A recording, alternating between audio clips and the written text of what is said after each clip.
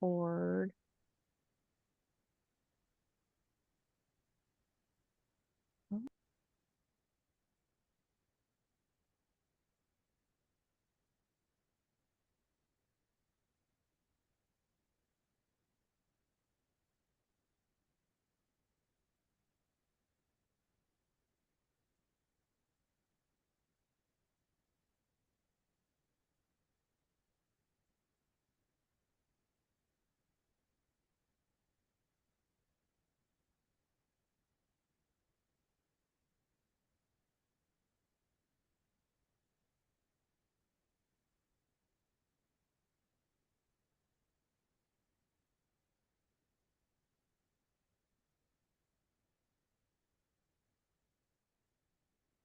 Hi, everyone. We still have some folks trickling in, and it's just shy of 1 o'clock, so we're going to give people a little bit more time to come in, and then we'll get started.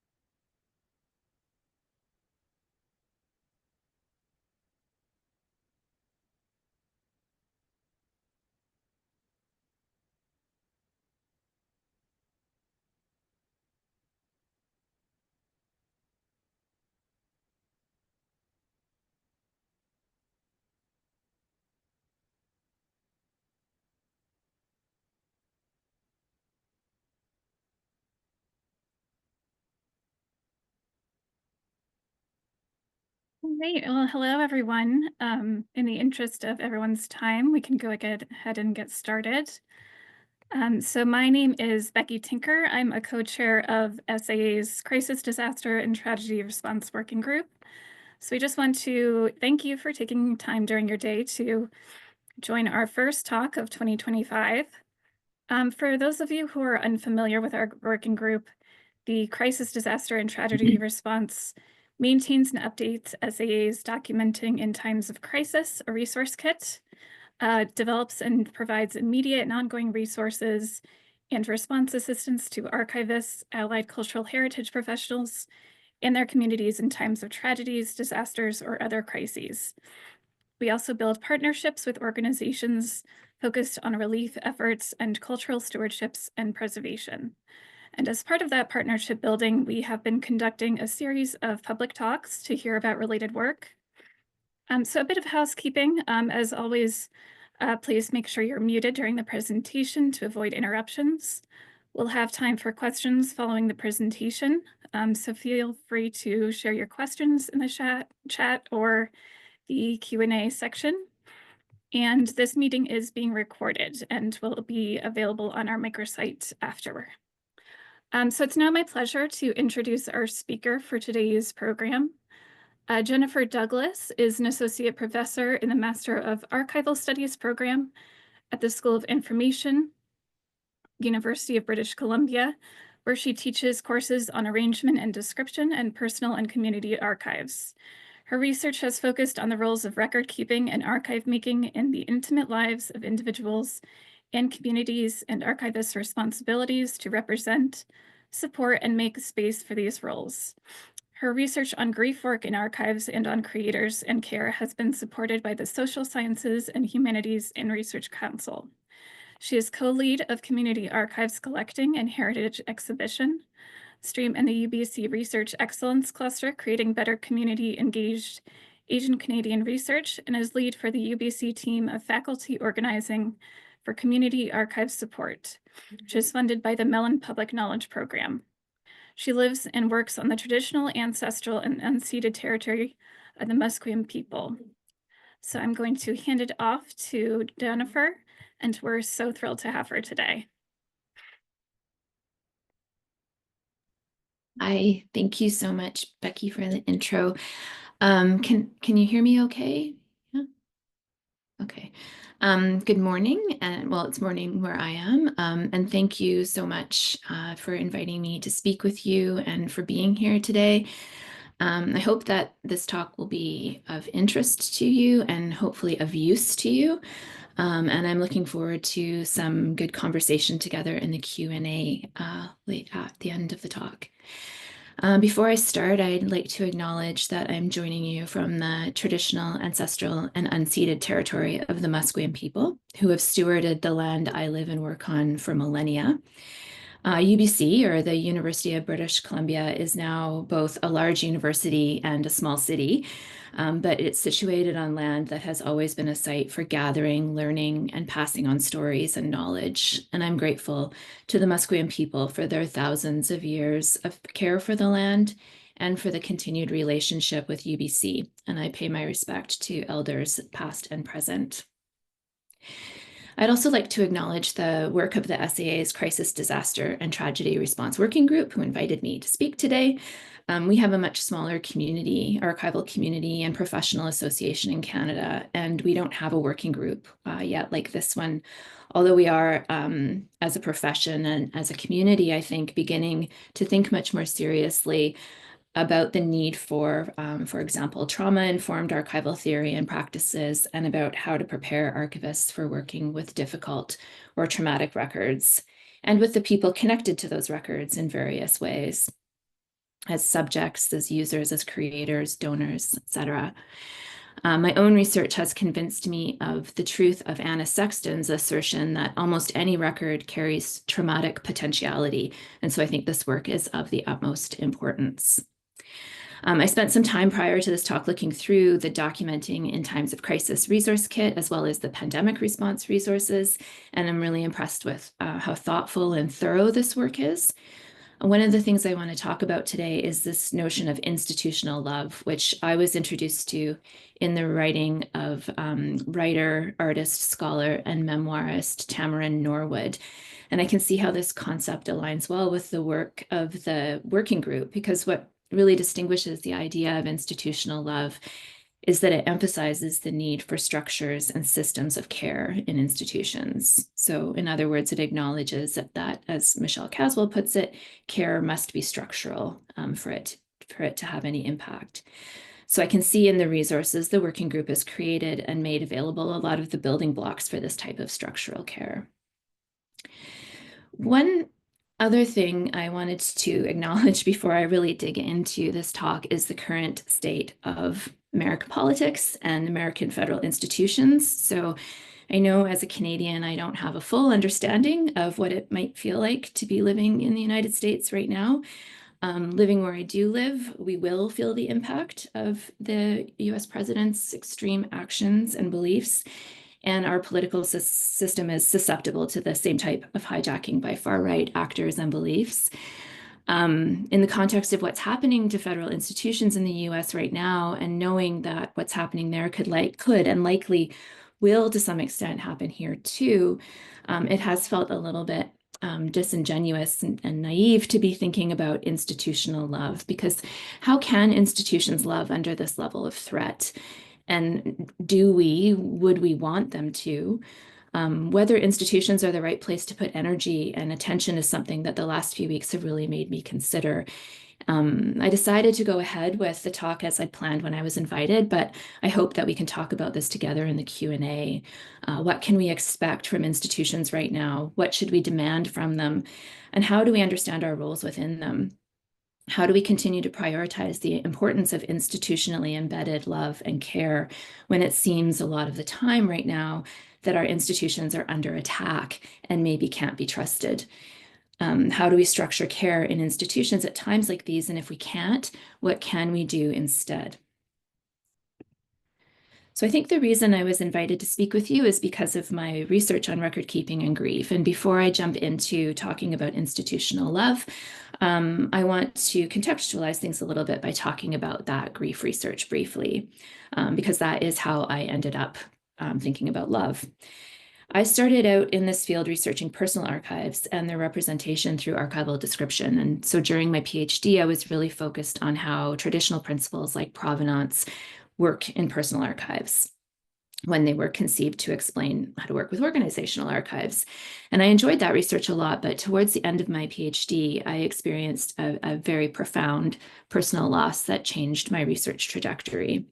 So in January 2012, my second daughter was stillborn, and her death really altered the way I saw the world, but also eventually too the way I looked at record keeping, as I became kind of increasingly interested in how records and record keeping might be involved in people's grieving process in different types of ways, helping them to remember or to keep a memory going, and also maybe helping them to connect with their lost loved one and to carry on a relationship. So eventually I put together the Conceptualizing Record Keeping as Grief Work, Implications for Archival Theory and Practice project. And this project explored how grief impacts records creation, record keeping, and archival work, and how understanding that impact might help to inform and maybe even transform archival methodologies and practices. The project included three main sources of data collection.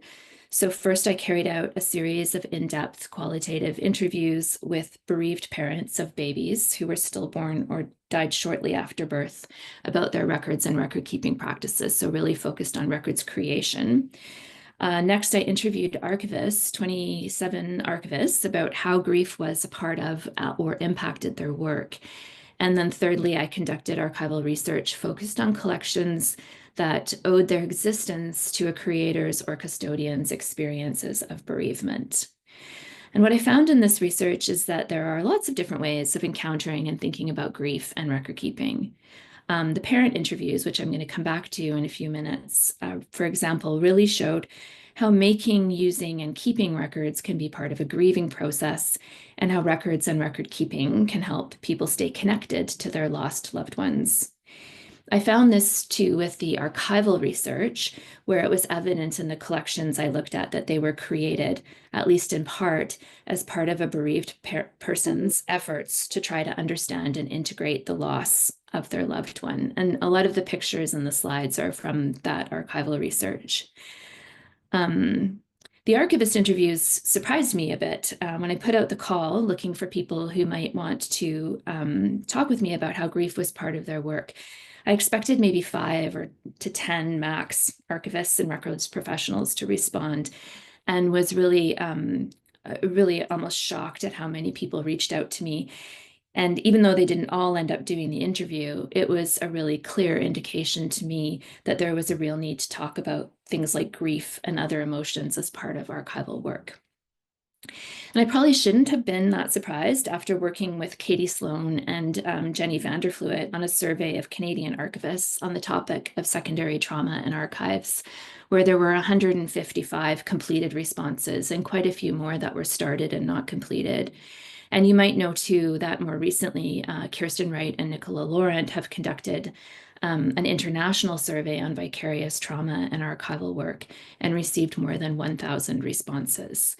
So the response rate to these research initiatives really says to me that we're at a different place, a different state of readiness to talk about these things than we were in 2013 when I first started presenting on grief, to very, very quiet and often sometimes uncomfortable rooms at conferences and that kind of thing. One of the things that was really impressed on me during the grief and record keeping project is how deeply people, creators, donors, researchers, archivists, how deeply they feel about and with records. And while we talked mostly about grief, we also talked about many other emotions, including joy, anger, frustration, longing, and love. And so that's what I want to talk a little bit more about next, is how love came up in the two sets of interviews with records creators and with archivists and records professionals.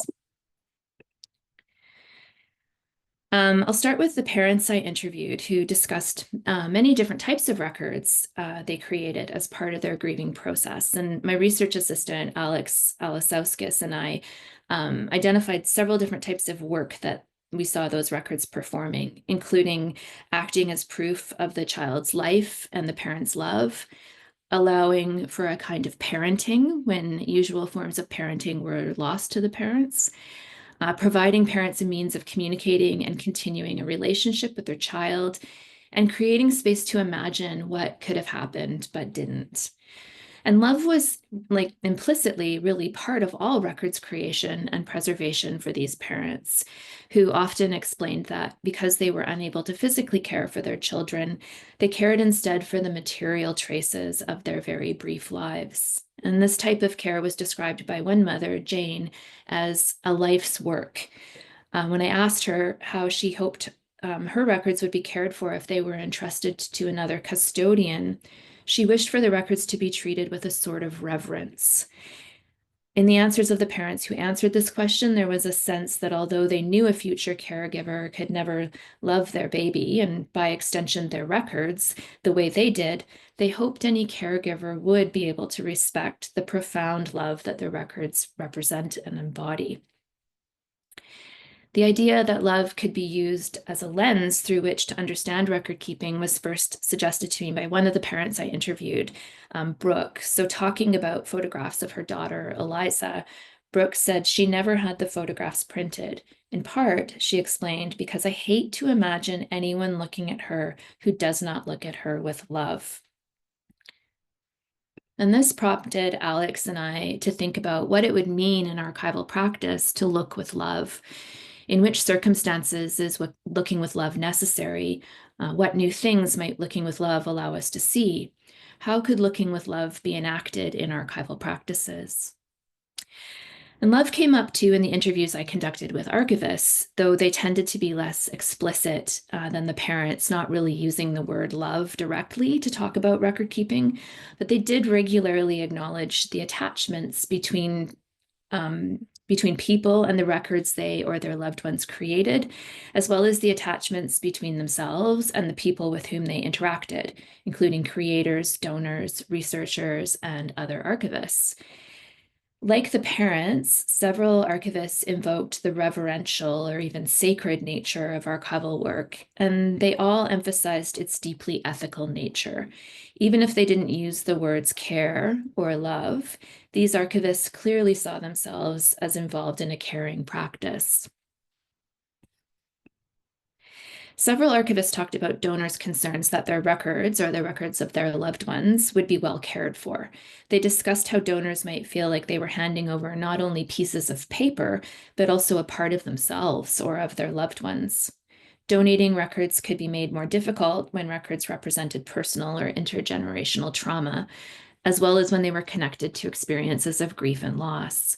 And as one interviewee noted, it's rarely a happy event that triggers the donation of private archives. And donors are often working through a range of emotions, including grief, including love. There were a few stories I heard that stood out to me as examples of deep consideration and care and of what I would call love. One senior archivist, and this on the slide, I know this is a terribly long block of quotes, and there's a few more of these coming up, but these are the direct words, and I'm sort of summarizing, paraphrasing here. So this senior archivist working in Australia described an incident where an Indigenous woman came into the archives with a photograph she wanted to donate, except that when she handed it over, it was a blank paper. It was blank because she'd handled it so often that the image had been rubbed away. The photograph was of her child, who had been taken away, part of the stolen generation in Australia. And this archivist talks about how she wouldn't take the photograph, both because it was too important for the mother to keep, and because in the archives it would lose its potency, she thought, separated from the mother's touch and knowledge of its meaning. To me, this story is a really good example, a really clear example of the way love can be part of the creation and keeping of records. The disappeared image is the material evidence of a mother's love and longing for her child. And I think there's an example here too of the archivist looking with love and how she sees the value of the rubbed out photograph to the donor, acknowledges and validates the donor's feelings and experience, and declines to take the photograph into archival custody, not only because of the loss of potency in the archives, but also because it belongs with the mother, she felt. There was a similar story I heard this time about a mother coming into the archives to find something connected to her child. And this was in a religious archives where the archivist frequently interacted with survivors and intergenerational survivors of Canada's residential schools, like this woman who came in wanting to touch something connected to her son. I'll never touch him again, but can I touch a page where his name is? She asks. And the archivist explained to me how, despite access restrictions imposed by her institution, mostly to protect the records physically, she brought the records out for the mother to touch, to be physically close to. This archivist described frequently feeling conflict between how she had been educated and trained, the policies of the institution she worked in, and the need she felt in the community of survivors and intergenerational survivors. She also described feeling like the records she cared for, evidence of children's experiences in residential schools, required a different, more expansive and loving type of care, especially considering the ways love was denied to these children during their lifetimes in residential schools. There are lots of stories like these in the interviews with archivists. And although the archivists talked about interactions that I've since come to think of as looking with love, they themselves rarely used the term, which didn't surprise me. It doesn't surprise me because I think love is an emotion that, like grief, is hard to talk about. And it's rarely discussed, as far as I've seen, as being significant to archival work. In an article that does engage specifically with ideas of love, Claire Malik calls attention to the ways that love can help us to become attuned to records in new ways. So Malik's work proposes that we can practice a, quote, radical somatics of critical archival love, by which she means a way of being in communion with records, a deep kind of listening grounded in love and in our bodies that can help us to generate knowledge about records and how to work with them in ways that do right by their creators, their subjects, and their users. This is similar, I think, to Farron Evans' concept of affective porosity, which is explored in his article on love and loss in the time of COVID-19. And like Malik, I think Evans is kind of thinking through how our bodies and our feelings help us to find our way in archival work. As I began to think about love and about looking with love, I looked also to scholars outside our discipline and discovered a whole field of studies called critical love studies, and within that, a specifically feminist love studies. These scholars suggest interesting directions for thinking about love, arguing that we should understand love as an important ethical, social, and/or political force. So this is an approach that Mary Greenshields and Sarah Polkinghorne adopt in one of the few information studies papers I found that specifically engages with that discipline of feminist love studies. So in their 2022 paper titled Love is a Lens, Locating Love in Library and Information Studies, they address the difficulty that arises when librarians or other information professionals start to talk about love. For example, people might not take us seriously. They might think it's kind of naive or sentimental to talk about love. There's too much association between love and romance or sex, and people around us can get embarrassed easily when we start to talk about love. But drawing on feminist love studies, Greenshields and Polkinghorne try to address this kind of reaction and replace it with an understanding of love as a kind of motivating force or analytical concept. Using love as an analytical concept, they explain, can help us to reach beyond individual information experience, providing a lens onto structures and power dynamics within LIS and the wider world. The kind of love in focus here is not romantic or idealized, but it is part of the inter and intrapersonal work and practices that form the basis of what LIS practitioners do. So this view of love as an analytical concept connects to Associate Professor of Women and Gender Studies, Margaret Toy's suggestion that we can take love seriously as an important ethical, social, and/or political force.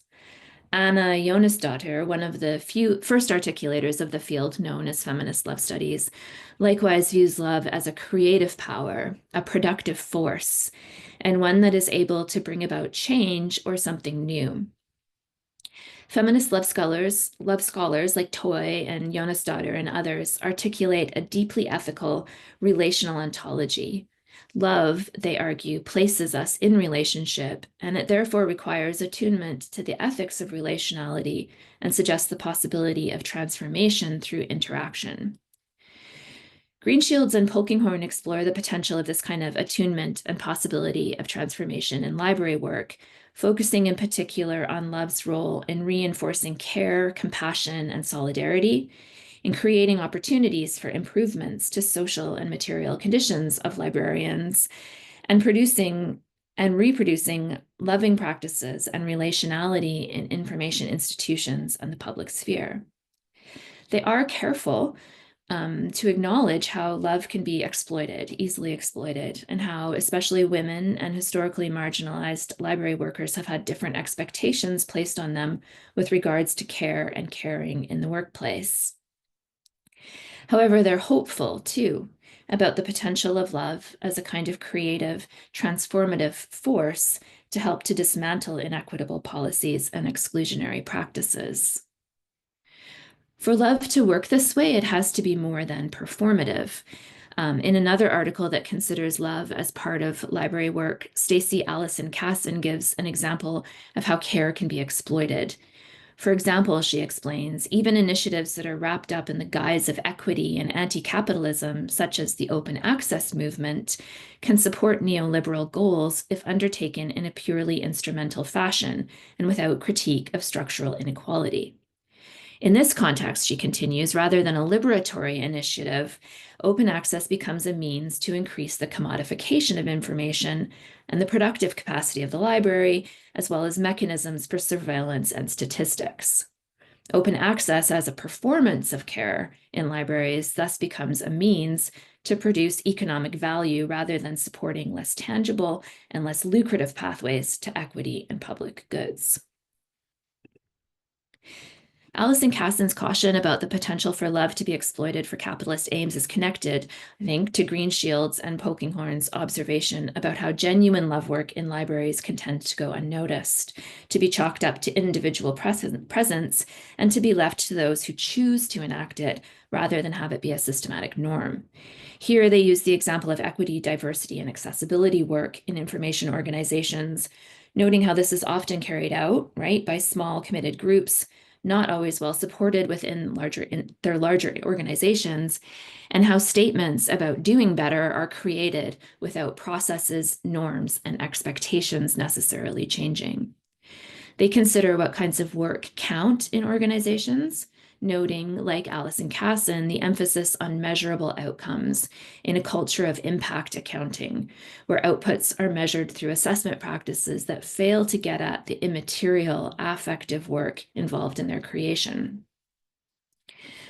With these critiques, Allison, Casson, and Greenshields and Polkinghorne are getting at the need for love to be structural and systematic, intentionally designed and built into the systems and processes that structure how work in our institutions gets carried out. This is an argument that is also explored by Kristen Thorpe, who argues that the continuing colonial nature of archives is enacted through their systems, structures, and resourcing of priorities, which continue to privilege mainstream narratives and positions. Thorpe connects this kind of structural continuation of colonialism to Claire Coleman's work explaining colonization as a process, not an event. And Thorpe wants us to understand that materials and archives are not merely objects. Through an Indigenous lens and worldview, she explains, they also form tangible connections with ancestors. The existence of these connections requires turning a caring lens onto not only record materials, but also on the people who interact with and through them.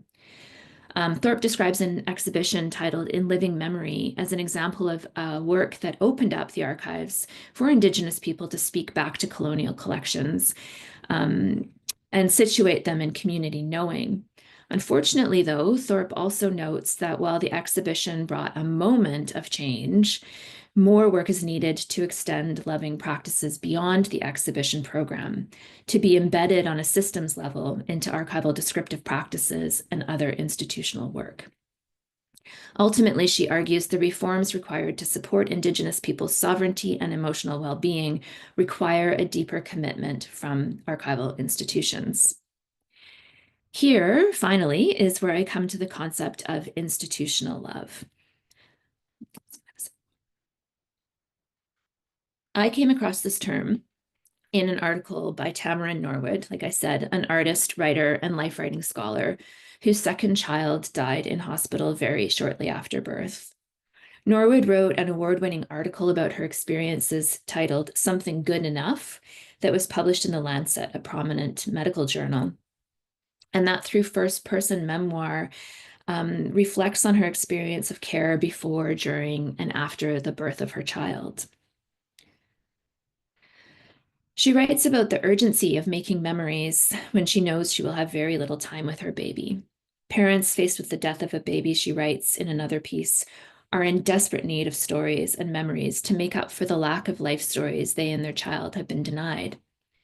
In the Lancet article and in a more recently published memoir, she describes the different ways these stories and memories are made through the carrying out of normal activities like bathing and dressing her baby, having her family meet him, to the blessing given to her by the hospital chaplain.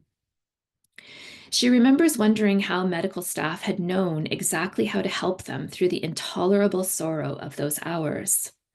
What she eventually comes to realize is how carefully and thoughtfully planned her treatment was. I came to understand, she writes, that the excellent care we had received had begun long, long before the day our son was with us. And this is what distinguishes institutional love. It's based on a history of planning and forethought behind the care. Norwood describes this as an intersection between bureaucracy and love that depends upon a kind of experienced and research-led improvisation in moments of compassionate interaction. The key here is that improvisation is never purely improvisation. It's guided by understanding, experience, and research, and is embedded in institutional policies and procedures. Norwood references a report issued in 2022 after a review of maternity services at 2 hospitals revealed multiple in the UK, revealed multiple systematic failures, among them failures to listen to the concerns of families. The long-lasting anguish of the families affected by these events, she argues, stands as a tragic indication of how important it is for institutions to integrate compassion at a systemic level.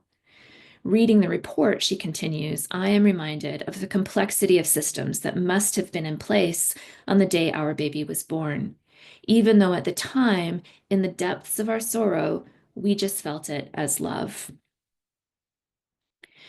Norwood acknowledges the years of patient advocacy carried out by bereaved parents who came before her, as well as by support organizations like SANS in the UK.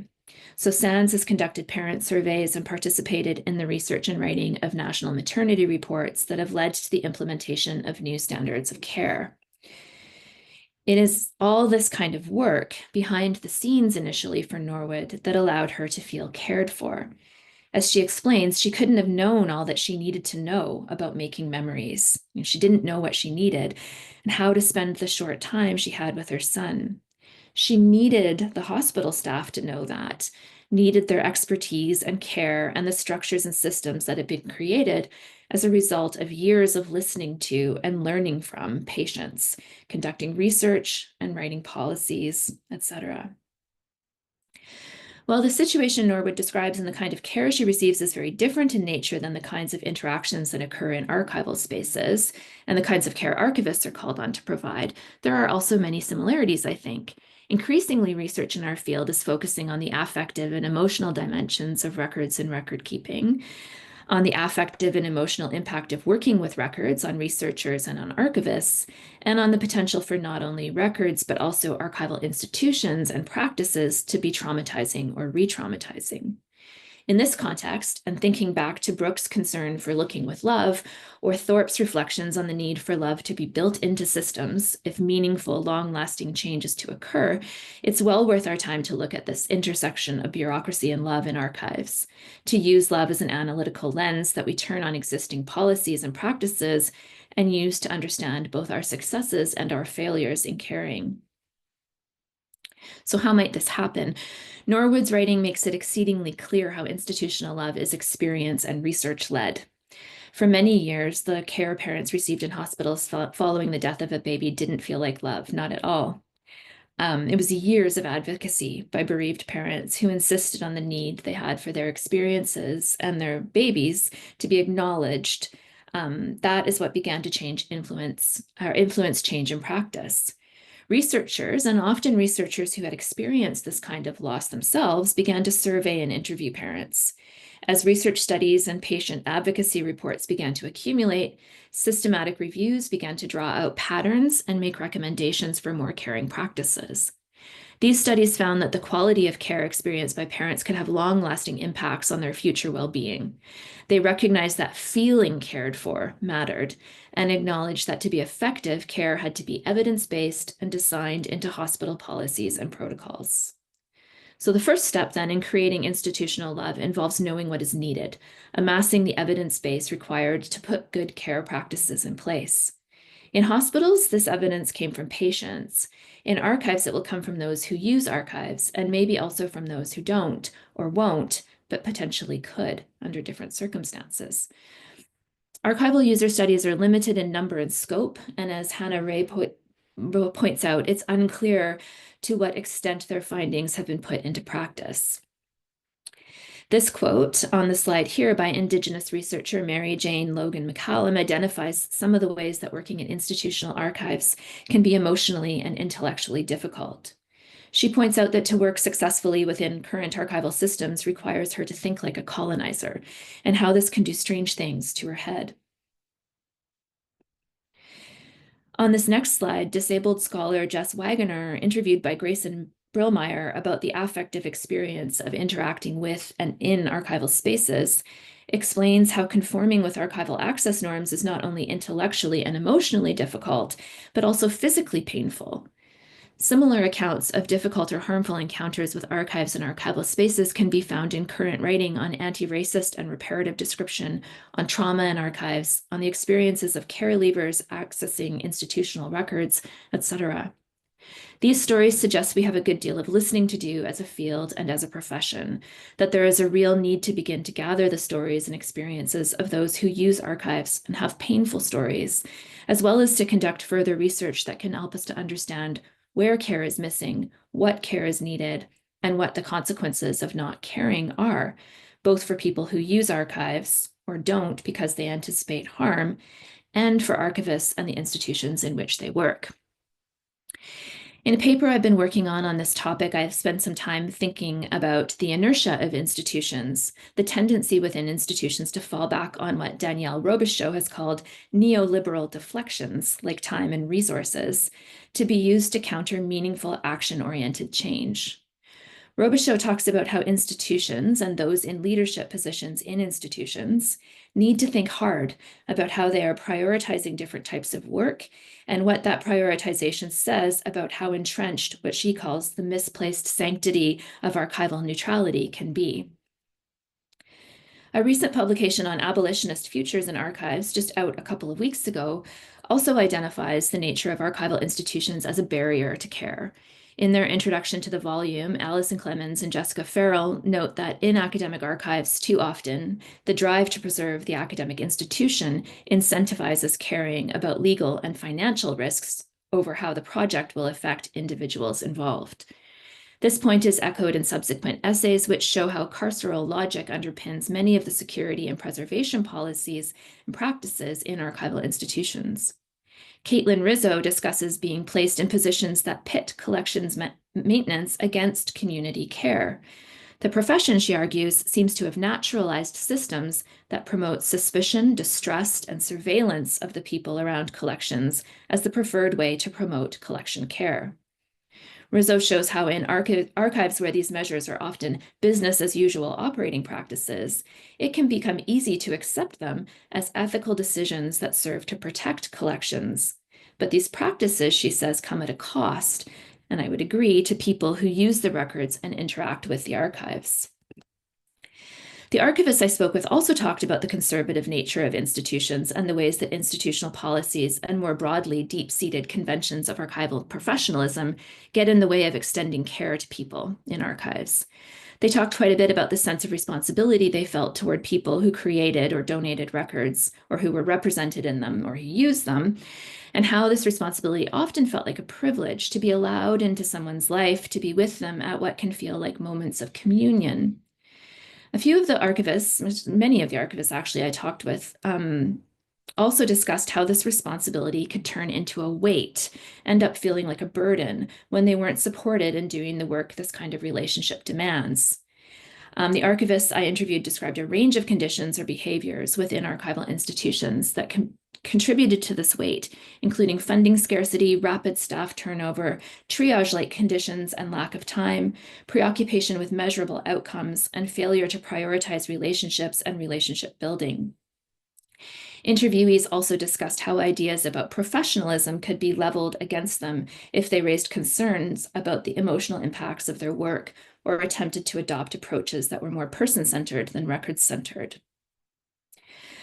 When we coded interview transcripts, we tagged things where archivists talked about what could or should happen.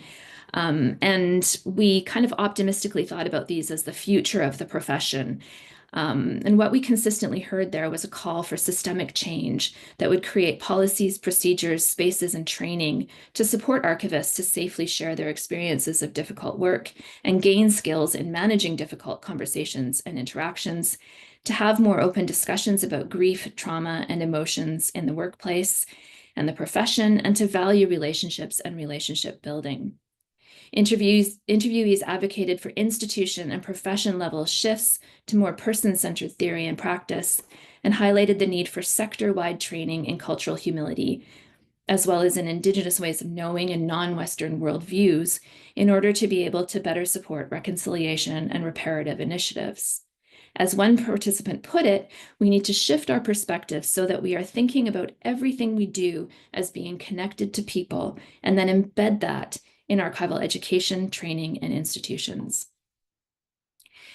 The challenge then is how to instigate change at higher levels across the archival sector, to shift the onus from individual archivists to extend themselves beyond the current parameters of archival care, to cultivate new understandings about what care, what love, as it is practiced by institutions, should look like, and how it should be enacted by systematically embedding it into archival theory, education, standards, policies, and practices. Some work of, whoops, I missed a slide there. Some work of this kind has been started. So for example, the projects Find and Connect and the Mira project are both projects that have conducted extensive research on the experiences of children who grew up in state care and have used this research to make changes to institutional record keeping. These projects have been collaborative, participatory, trauma-informed, and survivor-led, and I think can serve as good models for what is needed now, which is a broader sector-wide look at what kinds of care are needed in archival spaces and how care can be designed into policies and practices from the ground up. I think here too that we can heed the recent call to archival institutions, including those that educate and train archivists, to repay our archival debt. If the director of special collections at the Library of Congress is arguing for a resetting of priorities and a reorienting of our practices, we should follow her example and use it as a warrant to follow suit.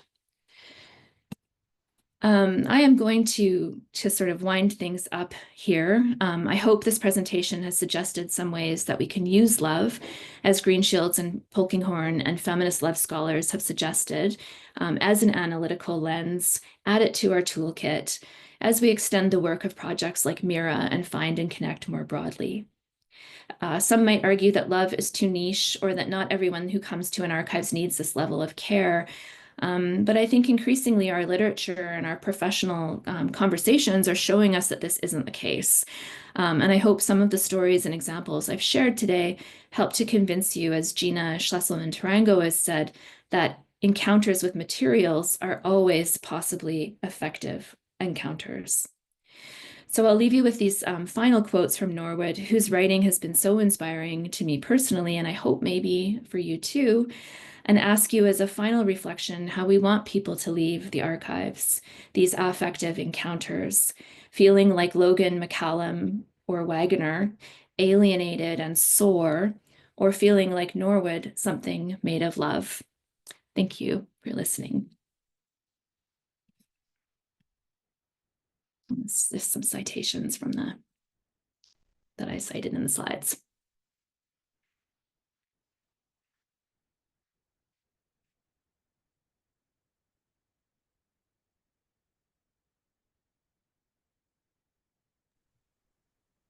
Thank you so much, Jennifer. That was incredible to listen to and really insightful.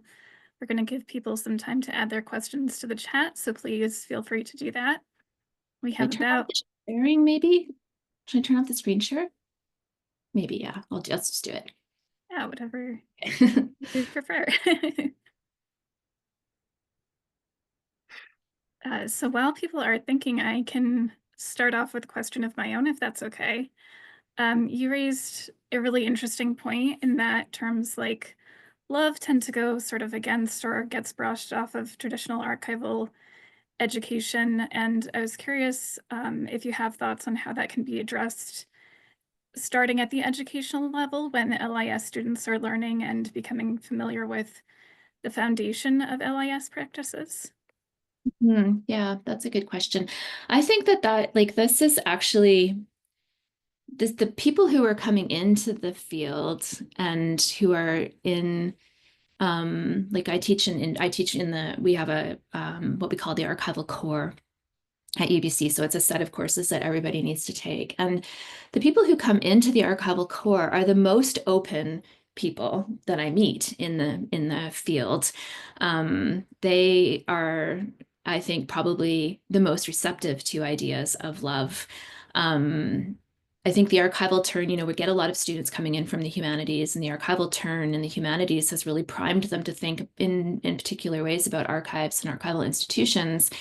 Um, and they're also like a group of kind of an age of people, and this is a huge generalization, but I think it's mostly fair. They're fairly radicalized by the state of the world, and they have a sense of the importance of relationships and community, and so I feel like actually that is where love makes the most sense. And the challenge, I think, is like, how do you not beat that out of people as they move through, as they move through all their coursework and then out into the field and into different job experiences. So, um, yeah, I feel like the challenge is actually not as much how do you introduce it to people, um, new people, the students in the field, but how do you introduce it into workplaces, and how do you keep people from getting cynical? Yeah. Thank you. That makes a lot of sense. Sam is wondering, if there's a way to share the citation page. We will be putting the recording up, but if you're open to it, Jennifer, we could also share the slides. Can certainly. Yeah, let me look at the slides. I might take a few of the images Thanks. out because I'm Got not it. sure if I could share them that way, but I'm working on I'm working on a paper and an article on this as well, which will have kind of a deeper look at the theoretical parts of it as well. So that should hopefully will be published eventually too. Let me see But I some am great. happy to share citations. Yeah. Perfect. We have some great questions coming in. Let's see. Uh, SD O'Connor asks, any thoughts on archival work with subjects that have lived long lives, still a grieving process, but can also be a celebration of community? They work with records of religious women and 70 sisters who are still alive and visit them often. The understanding that I may be the last archivist to know these women as dynamic and alive is a heavy burden to do their job as well as possible to preserve their memory and work, not to mention balancing the grief of a death of a friend while processing their life into the archive. Yeah. Yeah, this is something that came up a lot several times in the interviews I did with archivists. There were a few different archivists who talked about organizations, mostly of women, but I don't think that is, it probably doesn't make a difference that much. But this kinds of organizations where people had really worked together in community, been devoted to some kind of purpose, and some of these, like there's an organization in Canada, it doesn't exist anymore, thank goodness. It was called the International or oh, Daughters, something about the Daughters of Empire, like kind of terrible now, and people don't sort of look. There's a lot of questionable practices and ideals, but that the organizations had meant so much to the women, and sometimes there's just one person left alive. And so the archivists were talked, or some of the archivists talked with me about that kind of feeling that they had then taking on the responsibility, right, um, uh, to be able to somehow continue the care for that community, right? Um, and that was, I found that really interesting. Because there's the obvious types of grief, I think. But then there were all these other sorts of types of grief that were sort like that kind of like a loss of a sense of purpose or a loss of a feeling of community. Um, yeah, and I'm not sure I have like really great advice about um what to do in that situation, but I do think that we need to recognize we need to prepare people, and this is something I think about teaching, right? Like these are things that you might encounter, and these are feelings that you might have. um and I think creating spaces to talk about those too is like one of the most helpful uh things that is happening now, right? That we have, like when I started talking about the stuff, it was so um it was so weird to people. It was so deeply weird. But also not in some ways. But it definitely wasn't comfortable to talk about. We didn't have spaces like this to talk about this. So I think that's a really good development. Thank I hope you. that answered your question. I'm sorry, that was a rambly answer. No, that was great. And Ashley, and this is a question that um, I think is great when as somebody who's worked on the public service reference side. You pointed out how archivists' record-centered approach to security as a part of collections care. Do you have any thoughts on how reference staff might take a more person-centered approach to serving archival collections?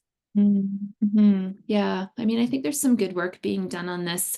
I haven't focused as much of my research so far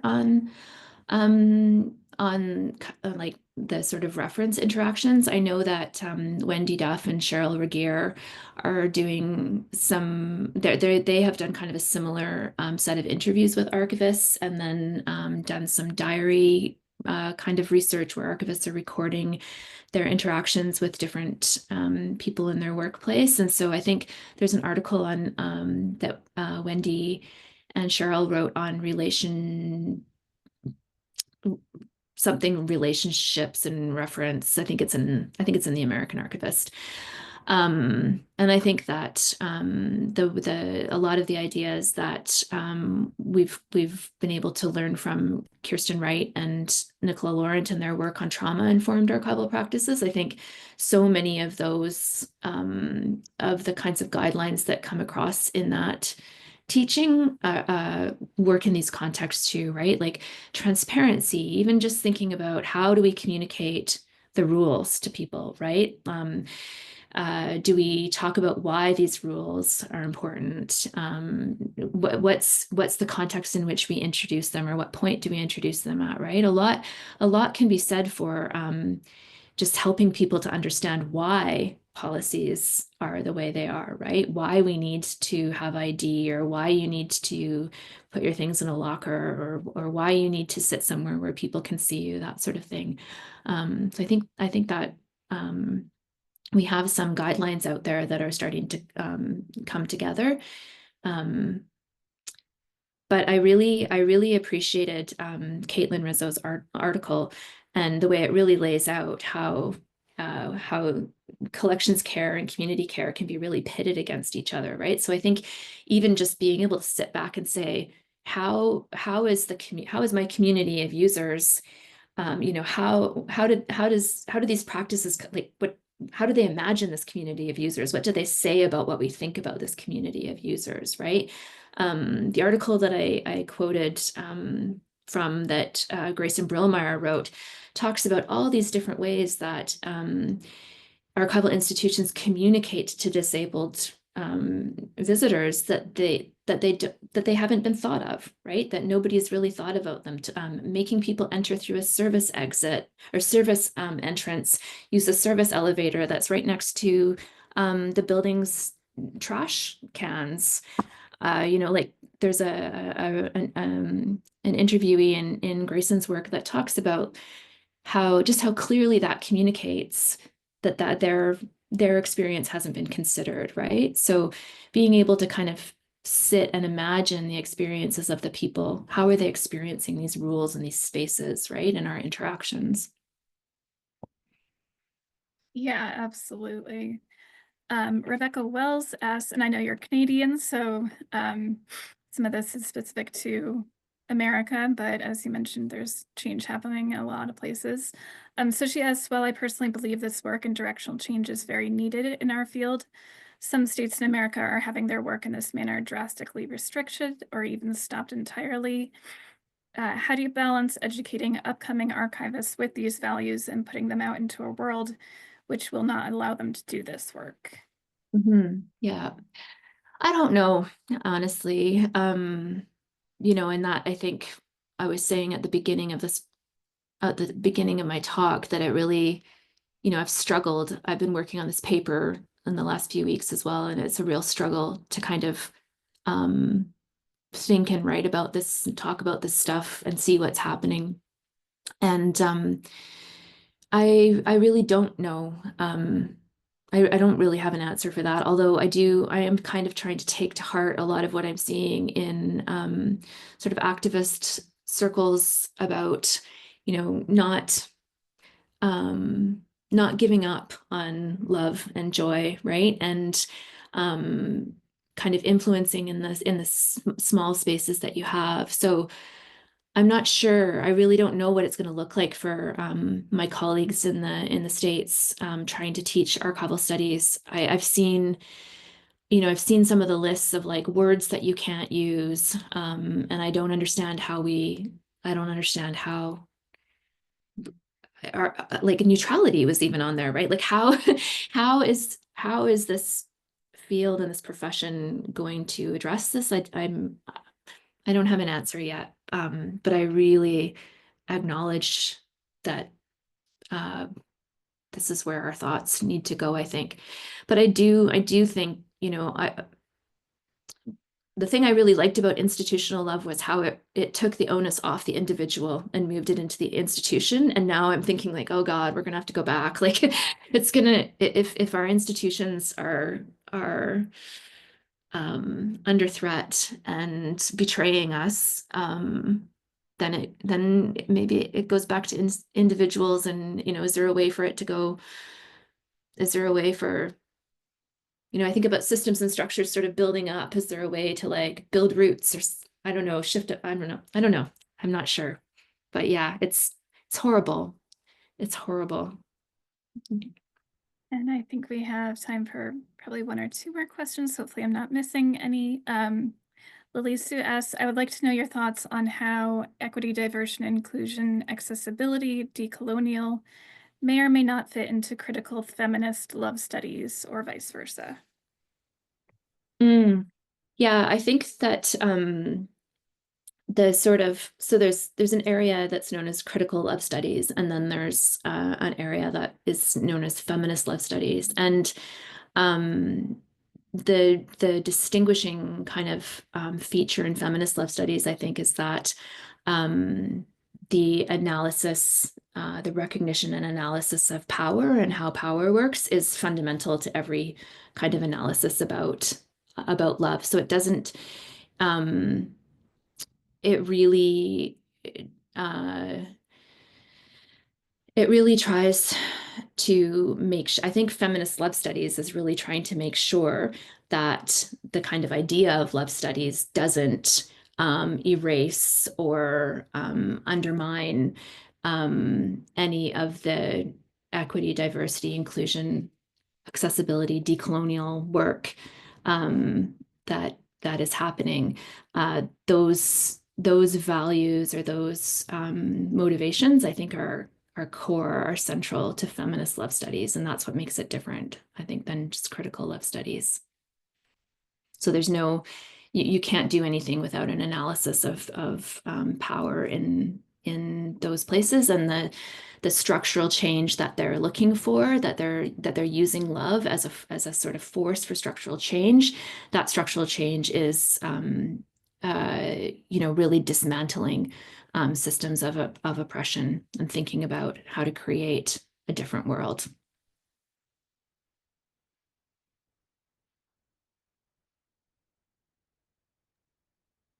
Absolutely. And thank you yet again. I'm just making sure I didn't forget anybody in the chat. Um, Jenny asked if it's possible to post the link to MIRRA to explore the example that you gave. Oh, yes. So it's a project in the UK. Let me just find, and there's quite a bit written about it as well. Okay, I think this might.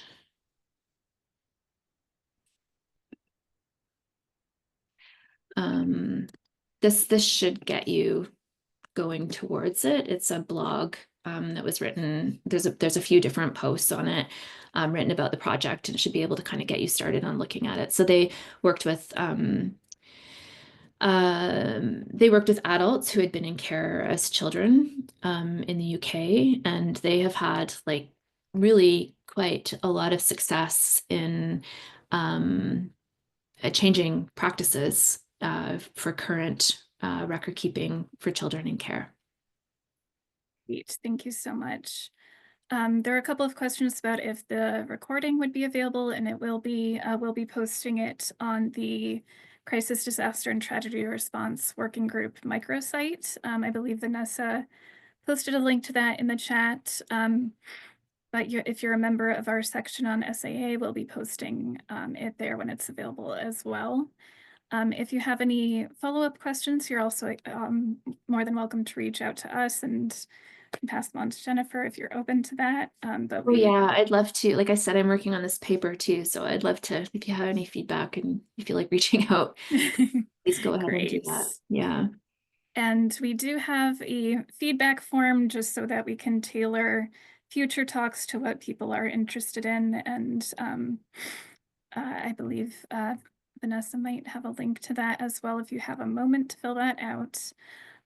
So again, just thank you for taking the time. We really, really appreciate this. And this For was inviting me. really wonderful to listen to.